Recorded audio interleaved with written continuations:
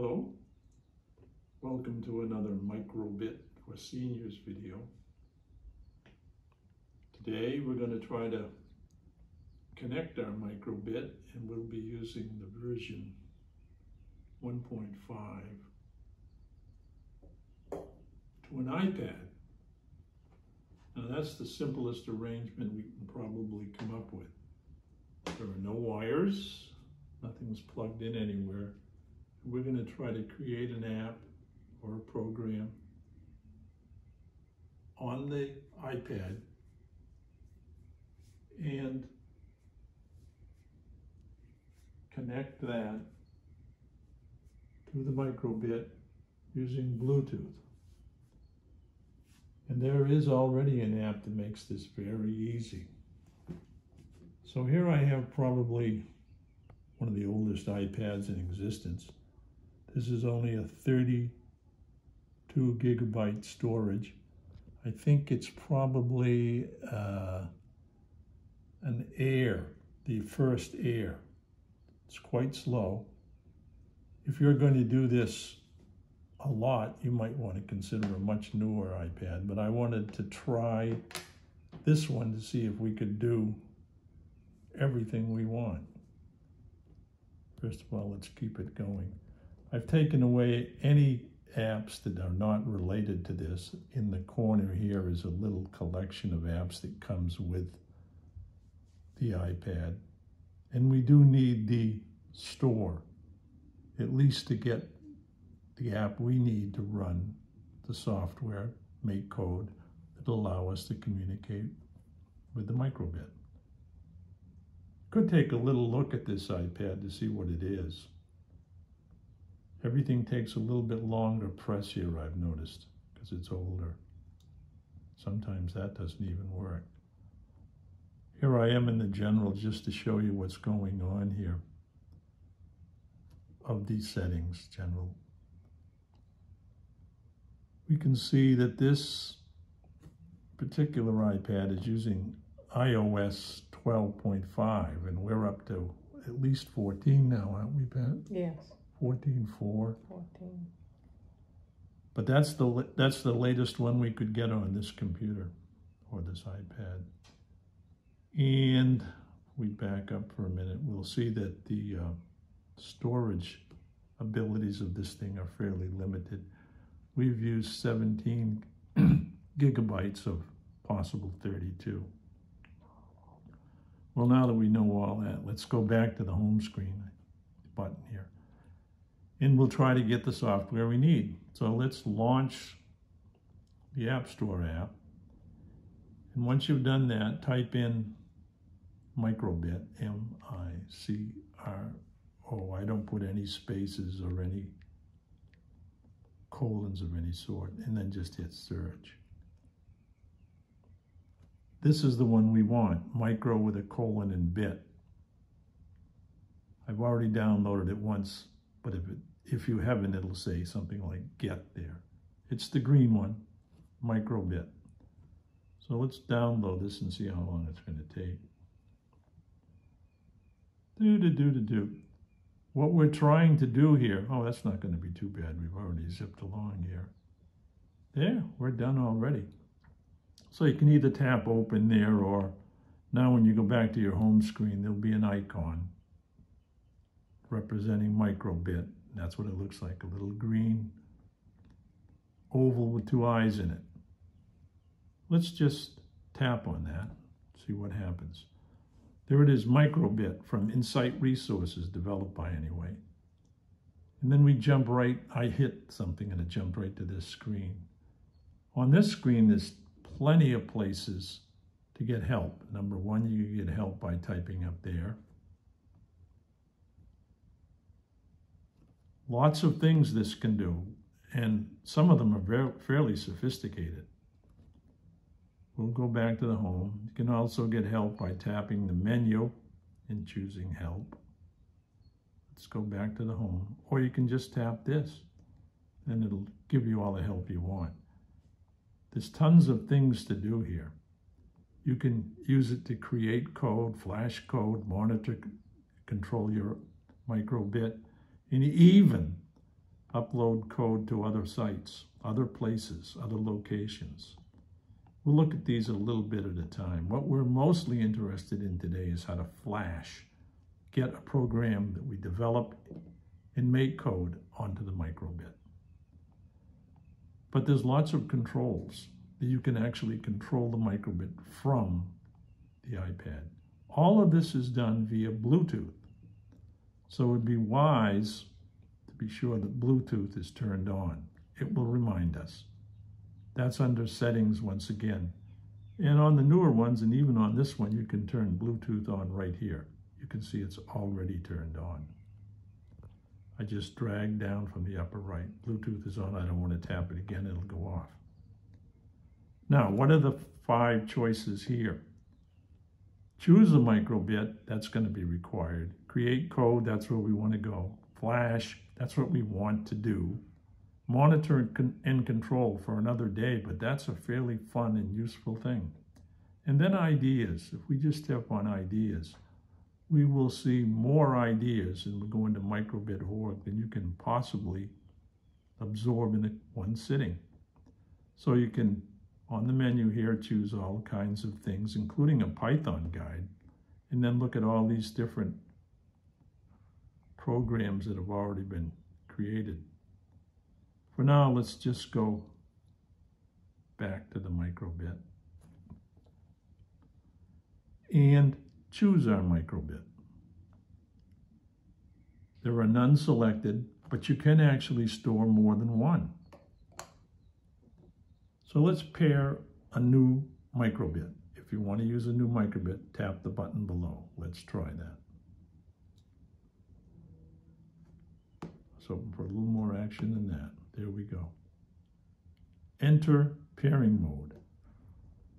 One of the things we're going to have to do before we get any further with this is get a battery so that we can actually do what it's saying to do here.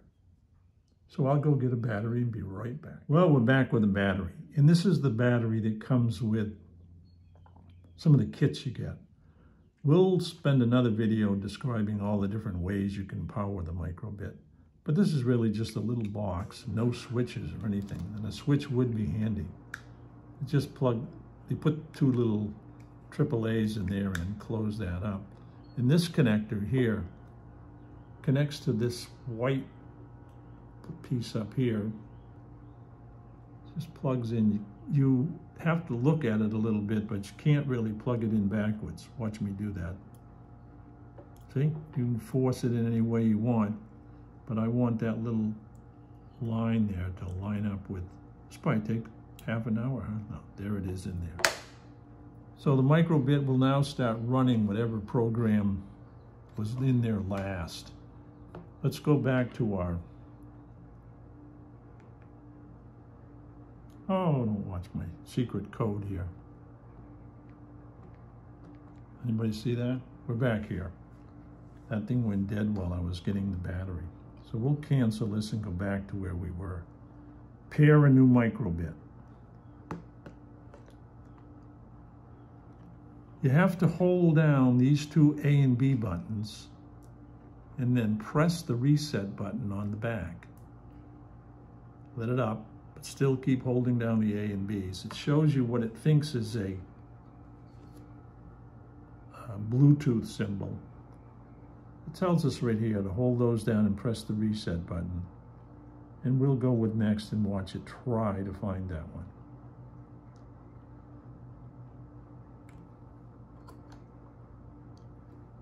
It's gone to this screen and it's asking me to duplicate the pattern, the code that's up here. So I hit 1 of those and all of those,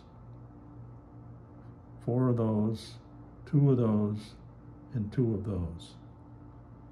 So that looks like it's the code that will synchronize these 2 or pair them. Next, tap pair to get this thing going. It's looking, it's looking. It found it. So the Bluetooth is just about ready. Pairing successful. That's a good thing, huh? Press reset on the Microbit. Notice the Microbit has a check mark. press reset. That's the button on the back. We're back to that nice little heart. Okay, so we found a microbit, and it's called ZAPOV. I guess that's what that code says, huh? You can write that down, especially if you have more than one, so you know which one is what. You might even label it. I might do that later. Put a little label up there that says ZAPOV, or in lieu of that, I couldn't remember it. Go back to the home. Now we're ready to create some code and see if we can get it over to that microbit. So we go to the Create Code window. Now this is just like the Make Code window you see in so many applications, even if you just went to the website. It tells me all the projects I have, my projects, and you notice I have none because I just started this. We'll start a new project in a minute. There are tons of other things, tutorials, live coding, often tailored for the younger audience. And when I say younger, I mean real young. Games, radio games. This thing can actually communicate with another microbit. Fashion, highly important. Duct tape watches, for example. Music, this one, remember, doesn't have a built-in speaker, but the version 2 does. And boy, are they hi-fi. Toys, a lot of science things like soil measuring, a lot of interesting things. A turtle, we can simulate the movement of a turtle. That was an old programming favorite. How to write in JavaScript, courses, behind the scenes, hardware, it goes on and on. Coding chords, and a deep dive, which we will explore a little bit ourselves. In any case, we're not interested in any of that now. Feel free to explore that on your own, of course. We're going to create a new project. Now you have to give a project a name. Let's make it something really simple. That should start the keyboard on the iPad. Remember, this is all being done on an iPad now. Let's just call this the A and B button. A space A N D space B button. B-U-T-T-O-N. And then hit Create. It's going to take us to the Make Code development window. Remember, on the left-hand side, this is a little bit slower than it would be on some other iPads, is a mock-up, and likely for us, same green color, that we can use if we don't even have a microbit at the time, or if we want to just practice it. This is where all the blocks are kept, and we'll start looking at these a little bit more detail as we go along. The name of the file that we're working on, or the program, A and B button, the ability to save it. This symbol right here, it takes us to something called GitHub, a developer's storage area, and where we can talk about other things. Undo, redo, and make or decrease or increase the size of the blocks in the window. Now, just to give us a little more space, I'm going to hit this button and close the simulated window so that you can see a little bit better what I'm doing here. We won't need the forever block, so we just drag it over to the right, turns to a trash can, and let it up. And we probably don't even need the start button, so let's take that over too. What we'll want is some kind of input. And we'll do on button A, and we'll drag that over here. This means when we press button A, all this stuff that we're going to write will occur in there. Now let's get another one of those, on button A. And if you remember, you can't have two of them at one time, so one goes gray. We'll hit the down arrow next to the A and choose B. So now we have two buttons we can use. There's a lot more input than that, but this is enough for today. Basic is an awful lot like output, because it's going to take what you develop and send it to the display here. That's the display, the 25 LEDs. A lot more on those to come. Now I think last time we tried to make our own by dragging this block over and turning on different squares to make the letter A, because that's what we want to have happen when we press the A button. We'll just leave that there for now. But there's an easier way. We could have just said, show a string. Let's pick that one and drag it in there. Now it says it's going to show the string hello. Nah, let's click on the hello and change that value to the capital letter A. Okay, there it is, change the value. Okay, so now it says A. Let's grab another one of those. Show string. That's the computer talk for show letters. Let's click on it again. Change the hello to, how about B? Pretty clever, huh? Okay. Now, back to the basic window just for a minute. You notice it can also show numbers. And that's really useful because that's how we'll be able to work with variables. So there's our program. We can save this program to a variety of places. There's a little disk icon there. It's going to take a little while on this slower iPad, but it can be very quick. Da-da-da. We can flash it. We're on this window now. We're talking about the program A and B button. We can flash it, and that's what we're going to do. And ultimately, we can trash it, or we can send it to different places. Now I have an oh, we could send it to her. That's you, Patricia. That's me. Or we could send it through mail and messages. Add a whole note about it. I'm going to try that. So that supposedly sends it to the note.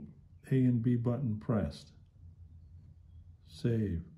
Okay, we send it to the notepad.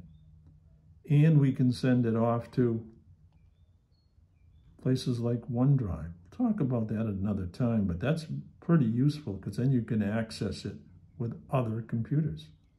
See if there's any other choices. Not right now. Okay, we're not going to send it anywhere except the note thing. We can flash it, but I'm going to go back and show you how to do it from the other screen. Or we can, and that's by hitting this button here, the edit button. Now we found out we don't need this, so let's drag. I guess we do. I went back here, and this is where we wanted to go anyway. Give it a chance to settle down. When you see that, preparing your project, I'm going to use my finger to grab this and just get it out of here. It brought back the simulation window, so we can see what that looks like. Oh, it's blue. Too bad. But it's loaded the program, and if we press the A button, I was kind of hoping it would show the A, weren't you? Oh, there it is. This thing isn't as dependable as I like it to be. I thought it was going to be finer to point to things. Press the B, and there it shows B. So that's what we want to see happen on the actual Microbit. We're ready to do it. Hit the download. That worked. Da-da-da. Takes us to this screen. It's searching for something called Zapoff. That's the one we have. To make it find it, you have to press down the A and B button and then the reset button on the back. You notice I didn't do it quickly enough. So I'll continue, and this time press down the A and B and then the reset button. Shows me it's ready in the Bluetooth mode. Everything seems to be working now. We just flash the code to the Microbit. Flashing successful. That's what you want to see. Okay. Now I can go to my Microbit and press A button, and it shows me the A. B button, it shows me B. Is that exciting or what?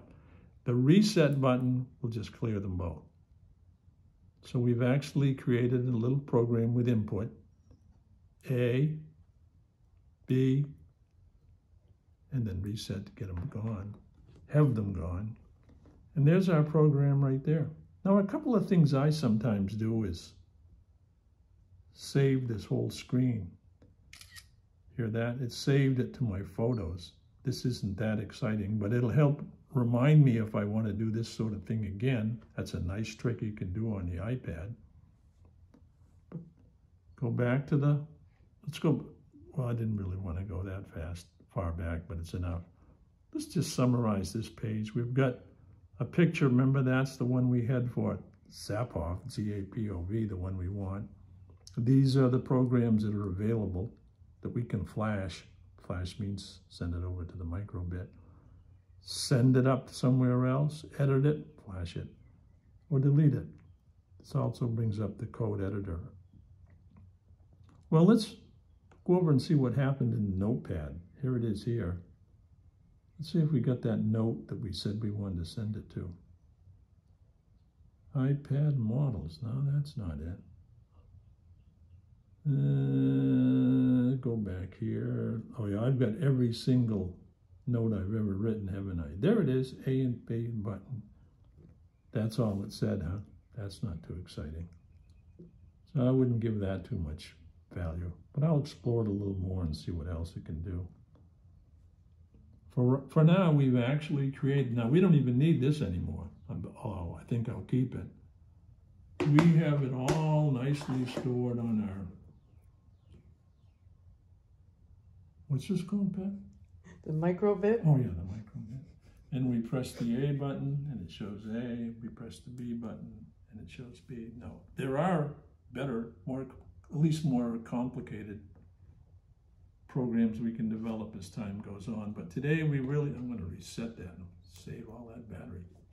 At least I wanted to talk about how to get this available on the iPad.